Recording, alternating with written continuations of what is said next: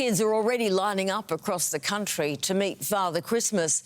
But there are concerns tonight that Santa is not only spreading joy, but also germs.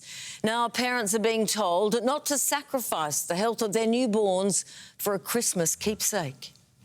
It's a Christmas tradition. Smile, everyone! Perfect! A happy snap with the big man in red.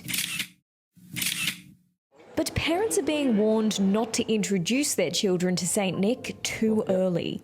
I would definitely wait till babies had their 6 weeks vaccination and then even a week after that. There's been a drastic surge in viral infections. So far this year, almost 43,000 whooping cough cases have been recorded across the country. That's around 10 times higher than the average over the past 5 years.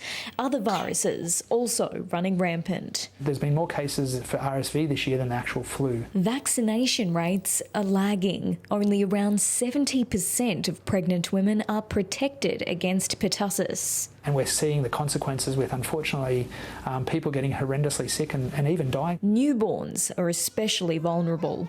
And going through Santa that's cuddled hundreds of other children that day, it's just not a risk that's worthwhile taking. I think it's just great for families to use common sense. If they're not feeling well or any of their children are sick, just give us a call and reschedule your photo for another time. We're more than happy to do that. Although things are mostly back to normal, Santa has learned a lot from the pandemic. Strict cleaning regimes remain in place and bookings are essential to avoid a queue. Santa does still sanitize. He keeps nice and clean, and he also has gloves on. Ho, ho, ho! Merry Christmas! Tiani Reid for 10 News First.